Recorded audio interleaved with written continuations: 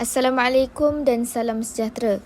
Kami dari Kumpulan 8 akan menceritakan tentang tragedi pembunuhan Datuk Mazlan Idris. Kumpulan kami terdiri daripada 4 orang ahli kumpulan.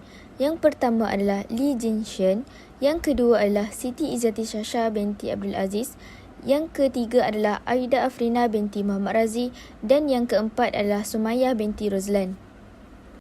Saya akan menerangkan tentang objektif pembentangan. Objektif yang pertama adalah mengenal pasti secara terperinci berkenaan kes pembunuhan Datuk Mazlan. Yang kedua, mengetahui motif sebenar pembunuhan tersebut berlaku. Dan yang ketiga, mengenal pasti kronologi kejadian pembunuhan serta individu yang terlibat dengan kes pembunuhan Datuk Mazlan. Seterusnya adalah ringkasan kes pembunuhan Datuk Mazlan Idris.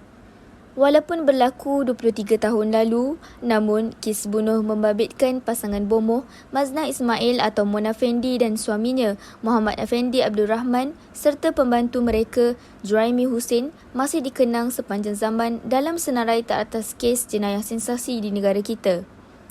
Mereka membunuh dan memotong kepada 18 kerat badan Ahli Dewan Undangan Negeri Adun Batu Talam Pahang, Allahyarham Datuk Muhammad Mazlan Idris, sebelum menanamnya di dalam lubang sedalam 1.8 meter di sebuah rumah tidak bernombor di Kampung Pamahdong pada Julai 1993. Permukaan lubang itu disimen untuk mengelak kegiatan mereka dikesan, namun terbongkar selepas polis menjalankan siasatan ke atas mereka yang membawa kepada penemuan mayat mangsa. Pada 9 Februari 1995, Mahkamah Tinggi Temerloh menjatuhkan hukuman gantung sampai mati terhadap ketiga-tiga tertuduh kerana didapati bersalah membunuh Mazlan pada jam 10 malam. Sekarang, mari kita kenali suspek utama di dalam kes ini, iaitu mangsa, Datuk Mazlan Idris. Beliau merupakan pengerusi PASDEC Corporation Sdn Bhd.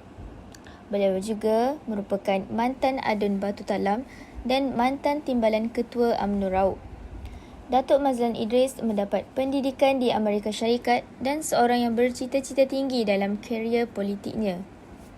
Disebabkan oleh cita-citanya yang tinggi itu, akhirnya meragut nyawanya sendiri. Ini kerana beliau mempercayai pelawaan si penjenayah untuk menyertai upacara ritual yang kononnya mampu membuatkan si mangsa lebih berjaya. Seterusnya, saya akan menerangkan tentang kronologi kes. Pada Julai 1993, Datuk Mazlan Idris telah bertemu dengan seorang bomoh wanita iaitu Mona Fendi untuk bantuan ghaib dengan niat menggunakan ilmu hitam, bertujuan untuk meningkatkan kerjaya politik beliau. Seterusnya, Datuk Mazlan telah dijemput oleh Mona Fendi dan pasangan untuk mengambil bahagian dalam satu upacara ilmu hitam di rumah Mona Fendi. Datuk Mazlan telah diminta untuk bareng dengan mata yang tertutup dan menunggu wang jatuh dari langit, seperti yang dikatakan oleh Mona Fendi. Namun, beliau telah dibunuh dengan kejam dan mayatnya telah ditanam di sekitar rumah Mona Fendi di Pahang. Datuk Mazlan dilaporkan hilang pada 2 Julai 1993. Beliau telah mengeluarkan sejumlah wang yang besar. Isteri beliau telah membuat laporan polis kerana beliau telah hilang terlalu lama. Kali terakhir dilihat adalah bersama Mona Fendi di pejabat Datuk Mazlan di Raub Pahang. Sehari selepas pembunuhan, Mona Fendi telah pergi membeli belah di Kuala Lumpur dan membeli sebuah kereta Mercedes-Benz. Pada 21 Julai 1993, Datuk Zaman Han iaitu pengarah siasatan jenayah Bukit Aman telah mengesahkan bahawa pihak mereka dapat mengesan serta menahan 3 orang suspek yang disyaki terlibat dalam kes kehilangan Datuk Mazlan. Mereka adalah Mona Fendi, Muhammad Afandi iaitu suaminya dan pembantu mereka Juraimi Hussein. Pihak pendakwaan mendakwa bahawa Datuk Mazlan Idris telah dibunuh antara 2 Julai 1993 jam 10 malam sehingga 18 Julai 1993 jam 12 malam. Pada 22 Julai 1993, mayat Datuk Mazlan ditemui di Kampung Perwas, Raub Pahang. Mayat tersebut ditanam sedalam 1.8 meter di dalam stor yang belum disiap dan mayat tersebut turut disimen. Mayat dijumpai dalam keadaan mengerikan di mana mayat tersebut telah dikerat sebanyak 18 sebelum ditanam di sekitar rumah Mona Fendi. Pada 9 Februari 1995, 3 orang suspek tadi telah ditahan dan didapati bersalah oleh Mahkamah Persekutuan dan keputusan itu diumumkan oleh Ketua Hakim. Mereka didakwa membunuh di bawah Seksyen 302 Kanun Kesesaan, iaitu jenayah yang boleh membawa kepada hukuman mati mandatori. Seterusnya, saya akan menerangkan tentang siasatan forensik yang telah dijalankan dalam kes pembunuhan Datuk Mazlan Idris. Dr. Abdul Rahman pada masa itu merupakan perenting kanan perubatan forensik Hospital Kuala Lumpur. Beliau telah memberikan keterangan dan penjelasan di mahkamah selama 3 jam 18 minit. Menurut keterangan Dr. Abdul Rahman, kapak yang matanya berukur 17 cm boleh menyebabkan kecederaan sehingga membawa maut. Senjata yang berat seperti parang panjang, kapak dan pedang boleh digunakan bagi memancung sebagaimana kecederaan yang dialami oleh Dato' Mazlan. Selain itu, beliau memberitahu bahawa jasad itu telah dicerai-ceraikan kepada 18 bahagian, termasuk 5 bahagian ketulan daging. Katanya, bahagian kepala telah dipisahkan daripada bahagian badan pada leher. Sementara bahagian badan tercerai daripada kedua-dua tangan pada bahagian ketiak, serta kedua-dua kaki pula tercerai pada pangkal peha. Menurut katanya, bahagian tangan kanan terpisah kepada 3 bahagian, iaitu pada pergelangan tangan dan siku. Sementara tangan kiri pula terpisah kepada 2 bahagian pada bahagian siku. Katanya lagi, kaki kiri dan kanan jasad itu tercerai kepada 3 bahagian, iaitu pada pangkal peha, lutut dan pergelangan kaki. Jasad Datuk Mazlan dicam oleh balunya, Datin Farida Zainuddin dan sepupunya Zainal Abidin Ibrahim. Sesi pengajaman itu dijalankan di Hospital Daerah Raub pada awal pagi 22 Julai 1993 dengan disaksikan oleh Dr. Abdul Rahman Yusof. Siasatan forensik yang lebih mendalam telah dilakukan dan hasil daripada pemeriksaan, Dr. Abdul Rahman mendapati bahawa lelaki ini adalah dalam keadaan sihat dan tiada bukti-bukti yang menunjukkan dia mengalami penyakit ataupun perubahan patologis yang boleh mengakibatkan kematiannya. Hasil bedah siasat menunjukkan bahawa luka hiris pada bahagian leher adalah luka utama menyebabkan kematian dengan putusnya sutur-sutur leher. Ini juga dikenali dengan istilah decapitation of head. Menurut Dr. Abdul Rahman, dipercayai Dato' Mazlan tidak melawan ketika kepalanya dipancung, disebabkan ketiadaan luka tangkis pada jasad selepas pemeriksaan dan bedah siasat. Anggaran masa kematian Dato' Mazlan adalah mayat telah mati lebih daripada 2 minggu tetapi tidak melebihi 4 minggu. Mayat Dato' Mazlan telah ditemui pada 22 Julai 1993. Pembunuhan Datuk Mazlan Idris telah dirancang awal dengan amat teliti.